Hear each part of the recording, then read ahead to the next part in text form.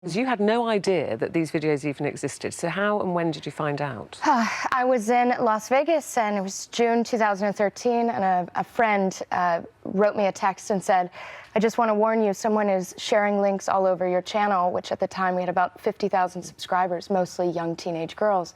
And she said they're sharing links saying that you're a whore and a bad role model, and these porn sites have videos of you. And I had to Google my name, and there popped up this video, and my heart just sank, and my world came crashing down around me. And at this point, you wasn't even with your boyfriend. You'd been... I hadn't been with him for years, It came completely out of nowhere. I'd moved on with my beautiful girlfriend, and we were building a career and a life, and he tried to ruin everything. And you couldn't contact him or anything at all? I didn't contact him. I hadn't been in touch with him for years because of the difficult breakup, and so I just went right to law enforcement once I got the courage to speak out. This was a British boyfriend, because you're American. Mm-hmm. So you have your own YouTube channel. How did this affect what people were saying about you? Because, as I said, you didn't know that these existed, and they were shared. So this is the trouble. Somebody posts it on one site, but then it's shared. So it was going viral, wasn't it? Absolutely. You know, these videos were viewed tens of thousands of times, and on 37 different sites that they got shared to. Our fans were saying, you know, I looked up to you so much, you're such a role model, but I can't support somebody who would do this. Or I looked up to you and now I'm not going to watch anymore. We lost so many subscribers, we lost advertising opportunities because we weren't brand friendly. And how did it affect you personally to know that those kind of videos and images of you are out there in the public domain? I was diagnosed, I became an alcoholic by the time I was 23. I was diagnosed with PTSD. I have night terrors and sleep paralysis, so I can't actually wake up from the nightmare sometimes. That's still... Still, 5-10 times a night, Bria has to wake me up. I have anxiety, depression. Whenever I'm walking about, you know, going to the supermarket, every man that I see, I have to come up with some plan in case he tries to attack me, how I will save myself. And you're thinking he might have seen that? He might have seen those images of me? Absolutely. You know, I'm constantly worried that somebody has seen it. And even sometimes getting out of the shower, looking in the mirror, like seeing my body is just, it's very difficult, very triggering, and that's taken years to try to get. And that's so difficult, Emma, isn't it? Because the effects go on and on and on for Chrissy. Even though that she's won this case against him, it hasn't stopped. Those images have been seen now. I mean, there's some validation in knowing that you were the innocent victim there, of course, but what happened to you is that complete lack of control. People do post their own porn, and people are willing to do that, and that's acceptable for those individuals with no shame.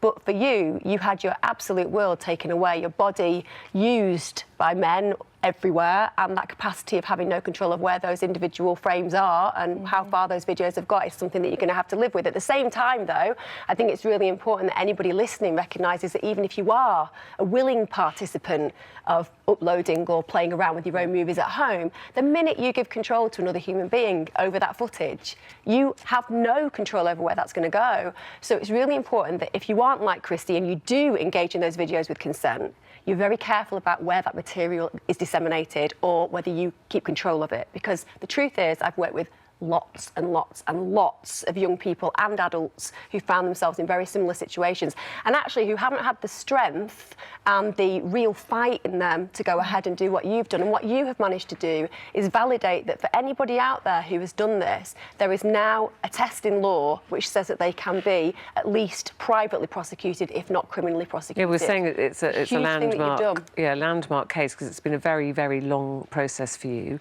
But at the High Court in London on Wednesday, you won that case, and your ex-partner must now pay legal fees and has to destroy any remaining images, because there might be more that you didn't know about, I presume, and hand over the copyright of those uploaded films. Was there a sense of relief, victory, revenge back?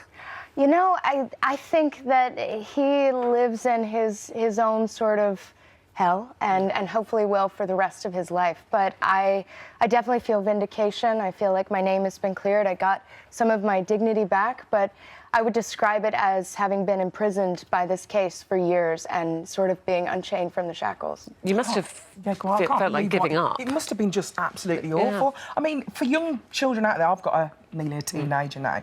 What advice or warning would you have for parents out there? Well, one, as parents themselves do things like this. So acknowledge that sexual impulses lead at times to low regulation on your behaviour. So if you have children, the best thing you can do is talk to them. If they are going to engage in relationships, and kids do, that's the truth. We might not like it, but they do engage in sexual behaviours. Make sure that they don't identify themselves in any way, shape and form on those kind of videos or materials. Make sure don't show their face. Absolutely no things that actually demonstrate who they are. Secondly, ideally talk to them about the fact that you should only be doing that if you feel like you're in a respectful relationship. Even if you're a young person, it's possible to have respectful, caring relationships with partners. And the most important thing is, if you find out, as I have worked with many young people who've found out that this kind of thing has happened, you have to talk to somebody. Go and speak to your mum and dad, acknowledge that it's happened. You'd agree with that, Chrissy? Deal with it. You'd agree if you've been a victim of this? Absolutely. You know, the shame of trying to tell my family was so difficult, but the silence of suffering alone